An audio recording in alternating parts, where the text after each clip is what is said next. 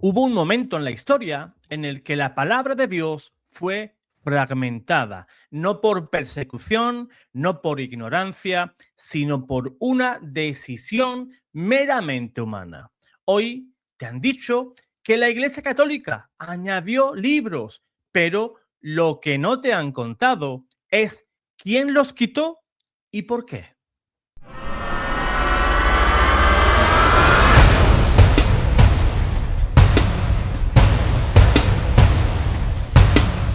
En el nombre del Padre, y del Hijo, y del Espíritu Santo. Amén. Hoy me han pasado un video de una teóloga protestante, una señorita o señora llamada Damaris, que es teóloga, según ella. Pues bien, yo hoy, pues al ver ese video, hace un ratito, he enviado un mensaje por privado, obviamente respetuoso, realizando una invitación a ella, como académica y como experta en ese tema, pues a mantener un diálogo aquí en el canal sobre los libros deuterocanónicos. Siempre, pues, respetándonos como católicos y protestantes, pueden hacer un diálogo respetuoso, de manera académica, respetándose. Ella dando sus argumentos, yo dando los míos, y ustedes, pues, viendo y anotando quién es el que está diciendo la verdad y quién es el que está en el error, ¿verdad? Pues bien, voy a compartir pantalla aquí. Esta señorita es Damaris, es teóloga y tiene un perfil en Instagram donde pues ella hace sus enseñanzas, que me parece estupendo, me parece perfecto, ¿verdad? Pues a ella la he invitado hace unos minutitos y si ve el mensaje y me quiere responder, fantástico. Yo estoy pues esperando su respuesta y si puede pues mantener un diálogo aquí en el canal, pues yo me sentiría muy honrado con su presencia y como le he dicho en el mensaje, pues sería de muchísimo provecho. Ella sostiene pues que el canon pues debe de tener 66 libros y ella va a exponer pues su forma de entenderlo, ¿verdad? Voy a darle play al video para que podamos entender y para que podáis entender el verdadero contexto y lo que ella realmente está afirmando sobre los libros deuterocanónicos. Aquí, por mi parte, por la parte católica, pues estoy yo que le voy a dar la respuesta y espero pues que ella, si me contesta y me dice que sí, pues aquí estoy, Damaris, para mantener un diálogo respetuoso por amor a la verdad, porque recordemos, la verdad nos hace libres. Pues bien, vamos a darle play y escuchemos atentamente su exposición. Los protestantes quitaron libros de la Biblia. ¿Y qué pasó con Tobit, Sabiduría o Macabeos? Los libros llamados apócrifos o deuterocanónicos fueron escritos entre el Antiguo y el Nuevo Testamento. Aunque tienen valor histórico y literario, ni los judíos, ni Jesús, ni los apóstoles los consideraron escritura. El canon hebreo ya estaba cerrado mucho antes del nacimiento de Cristo. Durante la Reforma, los reformadores reafirmaron que libros eran inspirados según tres criterios. El primero era autoría profética o apostólica. El segundo, uso general en la Iglesia primitiva. Y el tercero, coherencia con el resto de la escritura, si aparecía en más textos o no. Y muchos apócrifos enseñan doctrinas contrarias a la Biblia, como la oración a los muertos o la salvación por obras. No se trata de cortar libros por capricho, sino de mantener la fidelidad al mensaje de Dios. Nuestra Biblia no es más corta, es más precisa. ¿Y tú qué piensas? Te leo en comentarios. Bueno, eso es lo que ella afirma, ¿no? Ella como teóloga, pues ha estudiado muchísimo y ella ha llegado a la conclusión de que esa es la verdad. Pues fíjate, yo al comienzo de mi conversión, a mis manos llegaron por manos, obviamente, de un amigo que era protestante, era evangélico, y él me regaló dos Biblias. Una fue esta pequeñita versión Jerusalén, la edición de bolsillo, y luego me regaló una Reina Valera, creo que era revisión del 2000, creo que era de 2005, creo recordar. Era una versión que estaba nuevecita, era de tapa dura, muy bonita la Biblia, pero yo no entendía el por qué una Biblia tenía más libros y otra tenía menos. Es más, yo casi ni me di cuenta. Yo leía indiscriminadamente ambas Biblias y yo ambas pues las usaba de igual manera. Un día podía coger una, otro día otra y así, ¿no? Y yo no entendía verdaderamente la diferencia entre esas dos Biblias. Obviamente, luego con el tiempo y a través del estudio me di cuenta, obviamente, de las diferencias, ¿no? Diferencias de traducción, la versión católica tenía 7 libros más, la protestante 7 menos, y esa fue la manera en la que yo conocí la Sagrada Escritura, ¿no? Por un lado, la versión evangélica o protestante y el canon o la Biblia de Jerusalén, que es la versión católica. Y entonces, yo mismo me hice esa pregunta, ¿cómo se hace ella? ¿De verdad los libros como Tobías o Sabiduría o Macabeos nunca fueron escritura? Yo me hacía también esa pregunta. O quizás estoy un poquito pues fantaseando, ¿no? O estamos ante una reconstrucción histórica interesada y cuando empiezas a investigar, pues como hice yo, pues descubres algo realmente inquietante. Pues bien, ¿cuál era el canon en tiempos de Cristo? Pues en tiempos de nuestro Señor Jesús no existía una sola Biblia judía. Existían dos tradiciones y eso nuestra amiga Damaris no lo ha dicho, se lo ha callado. ¿Por qué? No lo sé. Por un lado, estaba el canon hebreo usado en Palestina y por otro lado la Septuaginta, la Biblia griega usada por los judíos de la diáspora o la Biblia alejandrina, ¿verdad? Y aquí viene el dato clave. Los apóstoles usaban la Septuaginta, la Biblia de los 70. Esa misma Biblia contenía los libros Tobías, Judith, Sabiduría, Baruch, Eclesiástico y primera y segunda de Macabeos. Y eso no es una suposición mía, eso no es una información que salga de mí, eso es lo que reconocen incluso estudiosos protestantes. El historiador y teólogo anglicano John Norman Davidson Kelly afirma que los primeros cristianos adoptaron la versión griega del Antiguo Testamento. O sea, ahí estaban los 7 libros deuterocanónicos.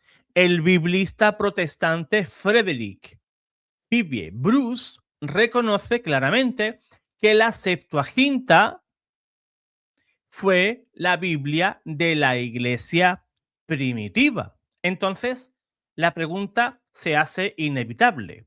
Si los apóstoles usaban esa Biblia que contenían los deuterocanónicos, ¿quién tiene autoridad para reducirla? Es una pregunta que le hago a nuestra amiga Damaris. Y un punto importante, si queréis pues ampliar más información sobre esto, en la página web de nuestro hermanazo, Frank Morera, un apologista al que quiero un montón y que me ayudó muchísimo al comienzo, en mis primeros pasos en la apologética, y me dio ciertos consejos que los guardo en el corazón. Pues en la web Apologética Siloé hay un estudio buenísimo en donde se demuestra que en los 7 libros deuterocanónicos, en el Nuevo Testamento, hay unas 300 citas que usan los apóstoles y que están citando y nombrando hechos y situaciones y enseñanzas que se daban en los libros deuterocanónicos. Si los apóstoles no conocían esas escrituras, ¿cómo las iban a citar en el Nuevo Testamento? ¿Nos damos cuenta? 300 citas en el Nuevo Testamento que nos señalan los libros deuterocanónicos. Eso os lo dejo ahí de faena para que vayáis ahí, para que vayáis al blog de nuestro amigo y hermano Frank Morera y buscáis esa entrada que es una entradita, creo que son, no sé si son 300 o alguna más, no recuerdo exactamente bien, hace tiempo que no veo ese post, pero hay una cita del libro deuterocanónico y otra cita al lado del Nuevo Testamento para que podamos hacer una crítica, ¿verdad? Una crítica textual de ambos textos y nos demos cuenta que en el Nuevo ya se citaba esos libros deuterocanónicos. Damaris nos dice, el canon ya estaba cerrado, ¿verdad? Pero el canon no estaba cerrado. Ella dice que el canon hebreo ya estaba definido antes de Cristo, pero eso no es cierto. Después de la destrucción del templo en el año 70, el judaísmo rabínico comenzó a definir su identidad y en ese proceso excluyó los libros que los cristianos usaban. Y eso no fue antes de Cristo, fue después de Cristo. Y esto cambia completamente el relato de Damaris, porque significa que el canon judío que usan hoy los protestantes es posterior al cristianismo. Entonces, la pregunta del millón, ¿quién definió la Biblia? No fue Lutero, no fueron los reformadores, fue la iglesia. ¿Cuál iglesia? ¿Cuál iglesia? La única que ha existido por 2000 años.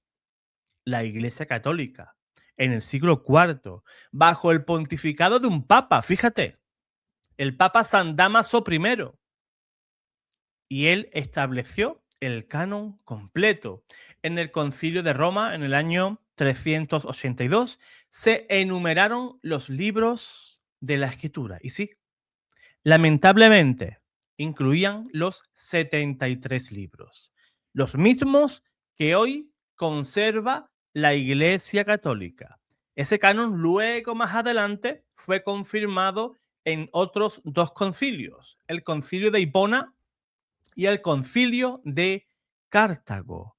Y durante más de 1000 años, toda la cristiandad, todos los cristianos, sin excepción, tuvo la misma Biblia. ¿Qué pasó luego? ¿Qué pasó luego? Entonces llegó el siglo XVI. Martín Lutero no solamente cuestionó algunas doctrinas, sino que también cuestionó libros. Y esos deuterocanónicos, esos 7 libros, fueron apartados. ¿Cuál fue la razón? La razón fue simple. Contenían enseñanzas incómodas. ¿Como cuáles? La oración por los difuntos, el mérito de las obras y la intercesión de los santos.